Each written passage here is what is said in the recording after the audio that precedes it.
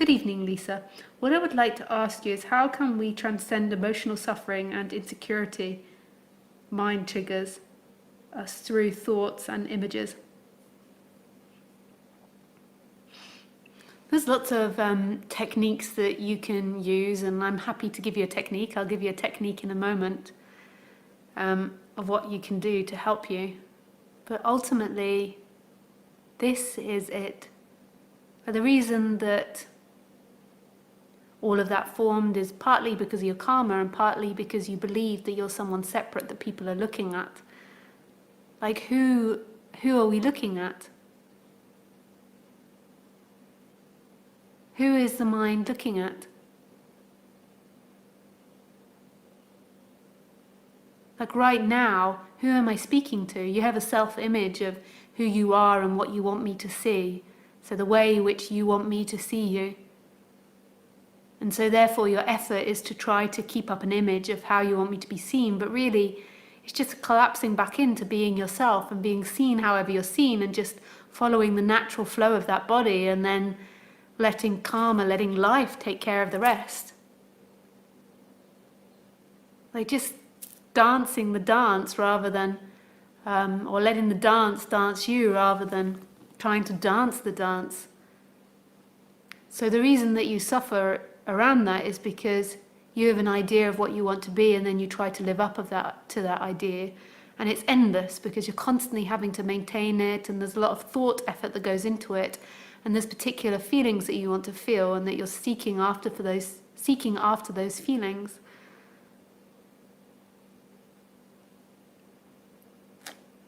But I will give you a technique to help you work with them, because saying that there can be a resonance, a deep resonance with it, and it can shift something, but it also can leave you like, yeah, but I'm still freaking suffering, Lisa, help me. So I can tell you some things which work for me along the way. So if you've listened, let me just shut my computer.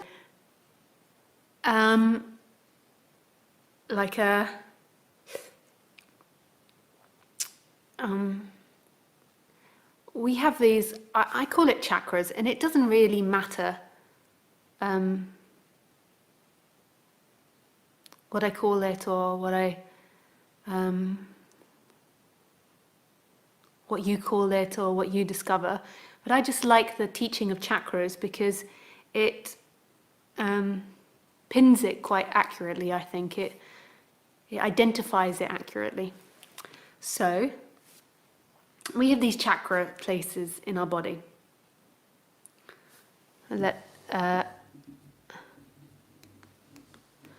For example, we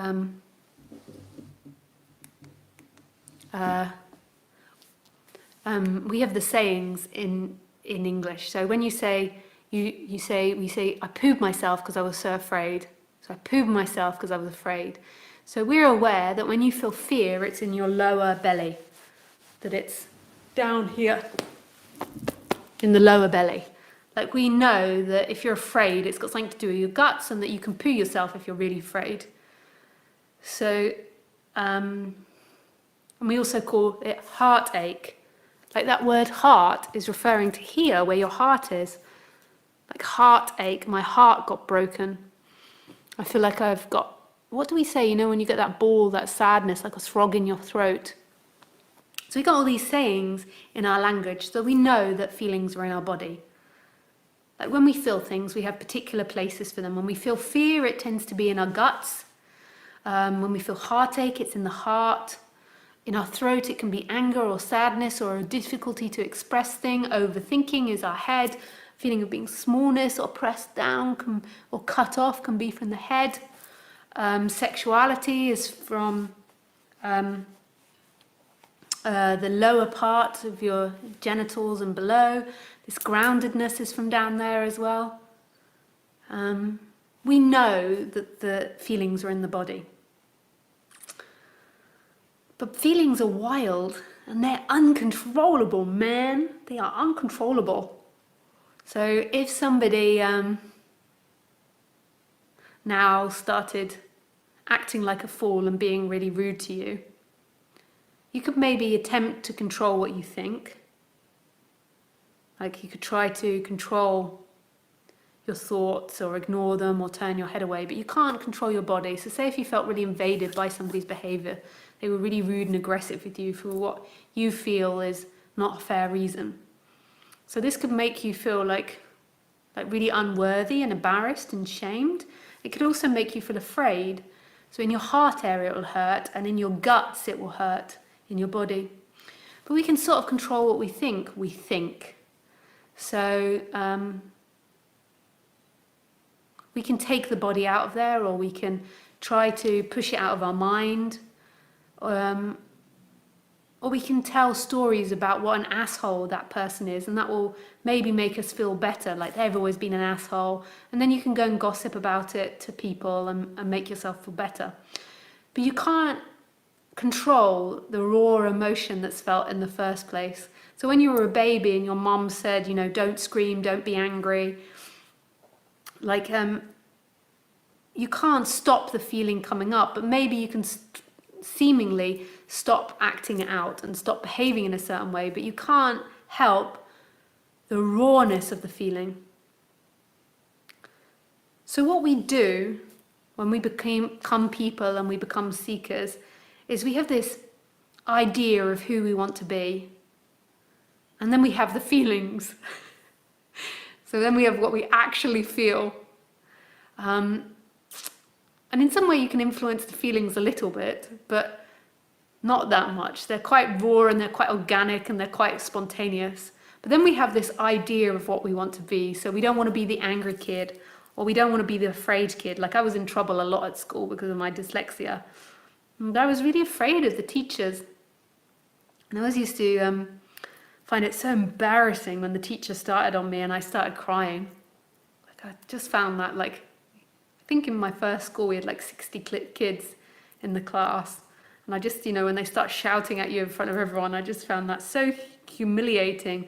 And I really didn't want to cry and to let my classmates see me cry. So I tried so hard, all these different techniques to not cry, to not be the... But really, it would have been better for me just to cry, and maybe it would have even produced sympathy. It might have produced more anger from the teacher. But it would have got it out of my body. But what I did was I pushed it down. And what I'll have done is I'll stay focused on the thought in my brain of what I want to be. But my natural organic response is to cry and to let that energy out of my body. And that's what we do. Over time, we develop an idea of who we want to be. And we get that from all types of sources. We get it from our parents, we get it from society, we get it from our karma, like our genetics. And then we have who we actually are in the moment. And who we actually are in the moment normally follows a pattern, but it's also totally spontaneous. It's something that arises out of mystery, like this response, this crying or this anger or this fearfulness. It just comes up. But we develop this idea of who we want to be. And at first it's fun, like trying to be this person, like trying to put on the clothes. I remember I used to go for walks behind where I live with my dogs, and I used to tell the story of who I wanted to be. And I used to talk like that person, so I'd do a little performance of who I wanted to be. And we all do it. It's like we begin to form an identity, and other people begin to form their identities, and we play it out on each other. We change clothes, we behave in different ways. And we begin to think about ourselves more and take ourselves more seriously, rather than when we were a kid, we just were responding. We were just being as we were in each moment, like responding with our heart. So when we were really young, if we got screamed at, we would cry. If we felt sad, we showed we were sad. If we were angry, we showed we were angry. And part of it's reasonable why it happened, because you can't always be expressing your emotions. So our parents are trying to teach us to control our emotions, which can be helpful. But it also leads to a divided mind. So you begin to focus more and more on who you want to be. And then you sort of begin to believe that's who you are. It's really amazing. I was watching this thing today. I find these types of things amazing because I'm a writer as well, like doing character studies. So I was watching this court TV. And what I like about court TV, some of it, not court TV. It's like this YouTube channel where like you watch people's not sentencing, but you watch people's court cases.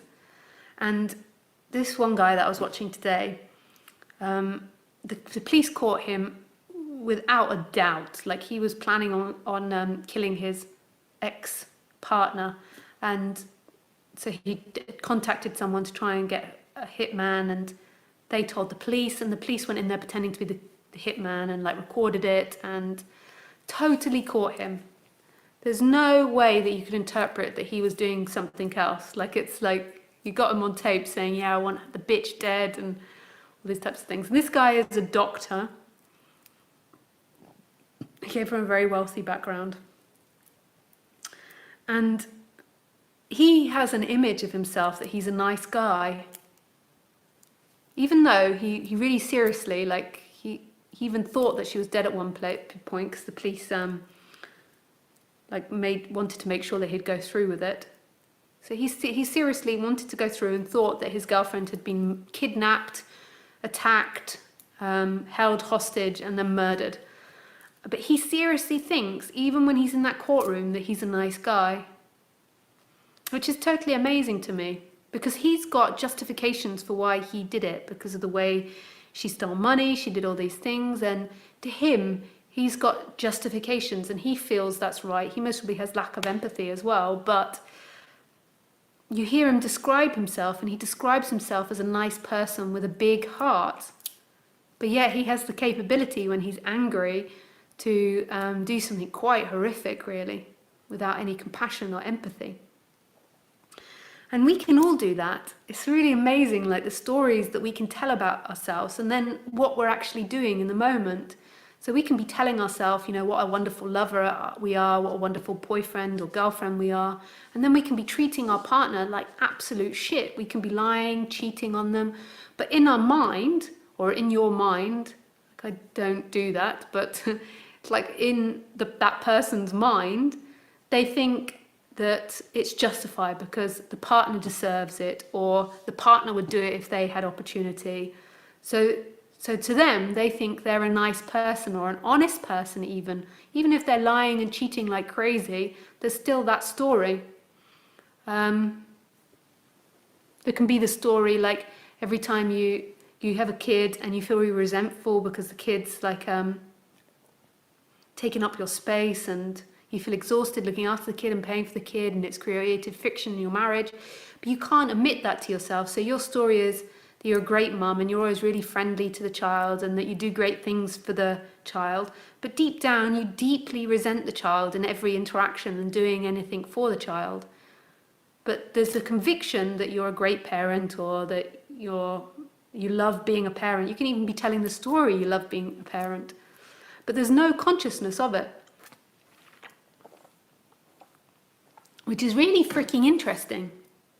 That's amazing that the brain can tell these stories and it could be totally out of line with what's actually happening or what's even being felt. So your body can be in like, you're wanting to kill someone and you could be telling people what a nice person you are with a great heart. Like, so this is really amazing thing that can happen. This is called the illusion of self. I was super, super fortunate to come across one of my teachers who very calmly and clearly and repetitively pointed out to me, the body doesn't lie. The body doesn't lie. The thoughts, the thinking does. Now, this isn't meaning that we've got to totally stop thinking. We need to use this instrument called the thinking mind.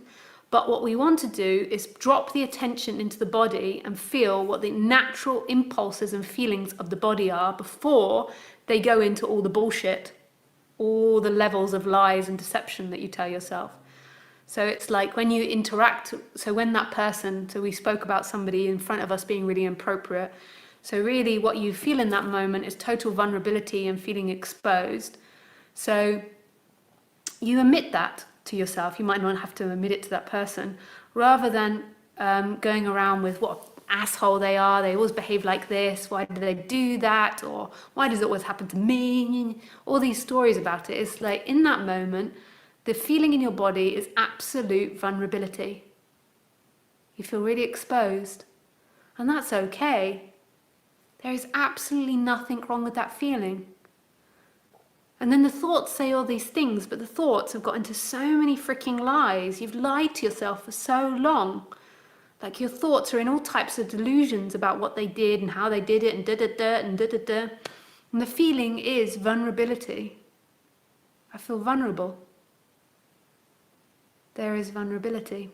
And this is where you disappear in it, in the very feeling, in the very action, rather than in this idea of who you want to be, That's what I am now, is vulnerability. You can have a loose story of yourself, but it's also seeing that whatever you are is what's happening in this moment. Right here. Right here. I feel vulnerable. And this is the way out of seeking in a way, but it's not anybody's way out, because who would that person be? Like the idea of you trying to get out of the seeking person is another story and another idea about you getting somewhere. So there's vulnerability. And the vulnerability will appear in your body, like in your heart or in your torso, in your throat. It can appear all over. The chakras, I found when I was exploring my body and learned to feel, that the chakras are so accurate. I mean, they've come from thousands and thousands of years of lots of minds, like enlightened minds, or what we call enlightened minds, or very wise people. And they're really accurate. And you can feel feelings all over the body. They're not just here. If you learn about the chakras, it's all over. But these are the main areas of them. So when I teach, I often teach to go and look at the chakras and discover what it is that you feel. So what your mind's done is your mind's got obsessed with the image of you, and this is why, and this game of portraying a perfect image. So therefore you get loads of insecurity when people look at you or when you feel exposed, because you want to be this perfect person, which is an impossibility. Really, deep down, when you go into the depth of that feeling, there's a vulnerability, and that is 100% okay.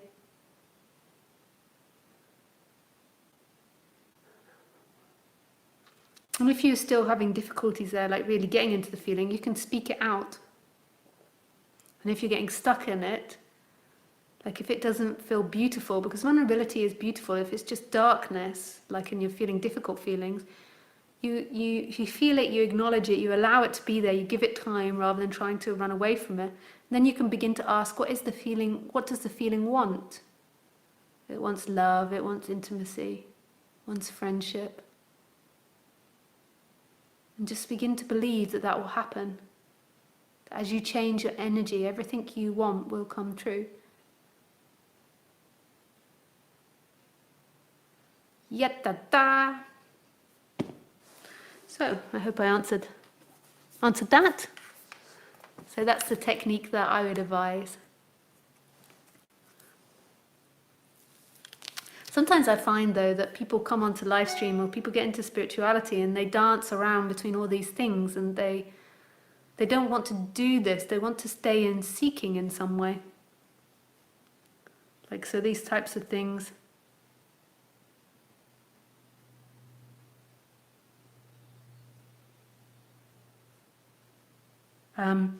So for these types of things, you hear it and you're like,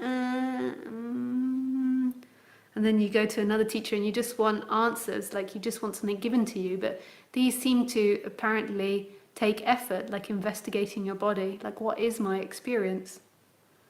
It's not like a chocolate bar that I'm just giving you. The chocolate bar is the oneness part. That's like not effort, but while the personality is difficult and there's lots of uncomfortable feelings, then you can't hear non-duality because you're too involved with yourself.